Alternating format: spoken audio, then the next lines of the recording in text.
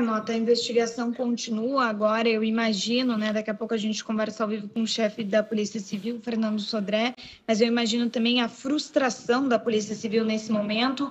Um inquérito muito bem conduzido, toda a imprensa, inclusive a Polícia Civil, vem elogiando, então, o trabalho do delegado Marcos Vinícius Veloso, lá do Litoral Norte, um trabalho que vem sendo muito bem conduzido, né, de dezembro para cá, muito cuidado, inclusive na hora de mandar prender a Deise, né, ele já tinha alguns indícios antes e esperou, então, o dia 5 de janeiro para comprovar de fato arsênio, para ter mais provas, e agora, né, ela não vai, como você falou, provavelmente iria a júri popular. Isso não vai acontecer justamente porque ela foi encontrada morta aqui na manhã de hoje. Então, esse trabalho de investigação continua, isso vai ser concluído, só que ninguém vai ser indiciado.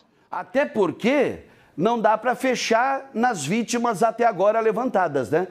Pode ser que tenham outras vítimas, não que morreram, mas que também teriam, né, teriam sofrido envenenamento, mas sobrevivido.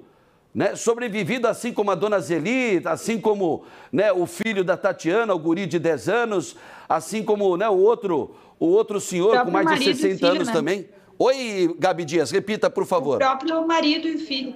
Exatamente, o Diego, né, e o filho da própria Deise. Mas ela, no dia em que aconteceu aí, né, a ingestão do suco de manga envenenado, com o Diego ela não fez nada. O que eu não entendo até hoje é que ele presenciando a cena, ele bebendo o suco de manga, vendo o filho beber, né? E logo após o filho ter dado um gole, 2 goles, a Deise, a esposa, vai lá e coloca os 2 dedos na garganta do garoto, provocando vômito. E ele não desconfiou de nada diante desta cena? Ele não procurou, pelo menos... O contexto familiar dessa família, Mota, levantou muitos questionamentos, né, de dezembro para cá. Se isso vinha acontecendo, essas brigas constantes, um estranho, né, daí uma aproximação diferente, estranha, dos últimos meses para cá em relação a Deise, né, que ela se aproximou então da sogra, tudo isso vem sendo muito questionado, né, durante todo esse ano. Por que que esse marido ficou nesse relacionamento? Todo mundo já fala que esse relacionamento era de fato um relacionamento conturbado. Tudo que foi questionado lá no início em relação a Zeli, como ela que fez o bolo lá no início em dezembro, se foi questionado, né, em relação a ela, se ela teria alguma desavença, como é que funcionava esse seio familiar, como é que essa família convivia, e depois, quando se descobriu em relação a Deise, quando a Deise foi presa, o questionamento virou para esse pequeno núcleo familiar, né? Como é que funcionava, por que que o marido continuou com ela, se é que ela teria tentado envenenar outras pessoas, o que de fato agora foi comprovado, né? Ela também tentou envenenar o marido, provavelmente foi nessa ocasião aí do suco, não se sabe se também em outros episódios, o filho acabou bebendo por um descuido dela, mas de fato esse desfecho, eu acho que só o Diego, de fato o marido, para poder nos explicar. O que a gente tem informação é que ele já estava entrando com os papéis do divórcio, né? E isso também poderia aí ter provocado, né, um agravamento, digamos assim, da situação já de depressão da Deise. Lembrando que ela estava lá no presídio de Torres, né?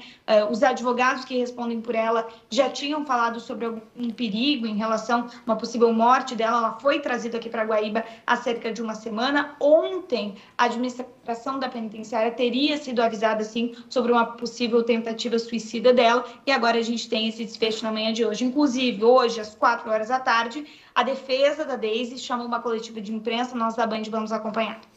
Inclusive, eu estou com a nota aqui dos advogados, né? Os escritórios Trindade e Mombelli, advogados associados, e Cássius Pontes Advocacia. Até porque não é só o advogado da Deise, né? Também os advogados da família dela. Né? Então, essa coletiva é de extrema importância também, às 4 da tarde, às 16 horas, aqui em Porto Alegre, no bairro Cristal, Zona Sul aqui da capital. Agora, o Gabi Dias, você mencionou um detalhe agora que a gente tem que destacar. Ela já teria tentado algo contra a própria vida aí mesmo em Guaíba? A gente não tem a informação exatamente se ela tentou alguma coisa, mas ontem a administração do presídio teria sido avisada de uma possível tendência dela, digamos assim, suicídio. Então, isso vai ser investigado, né? Inclusive tudo, como eu comentei agora, a Polícia Civil e o Instituto Geral de Perícias abrem uma investigação em paralelo para saber como é que essa morte aconteceu aqui dentro. Os peritos do IGP já deixaram a penitenciária aí de Guaíba, ou Gabi? Olha, Mota, o horário que eu cheguei já não tinha ninguém por aqui, então acredito que sim. É um local que por fora, né, tá tudo normal, mas que hoje pela manhã, imagina a surpresa, né?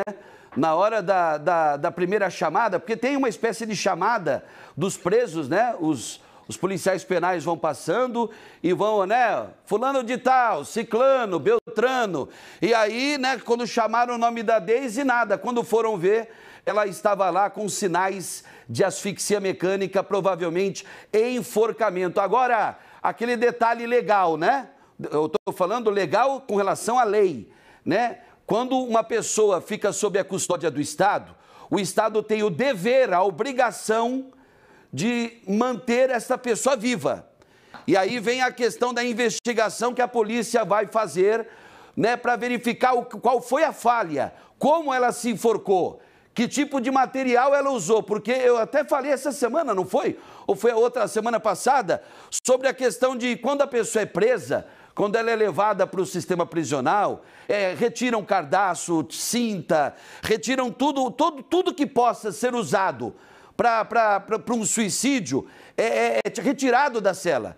Então, assim, é importante saber detalhes sobre como foi que aconteceu o suicídio da Deise Moura dos Anjos, que ficou conhecida no Brasil inteiro como a monstra do bolo. Repito, é uma notícia nacional, jornalismo nacional da Band TV, né, e Band News também.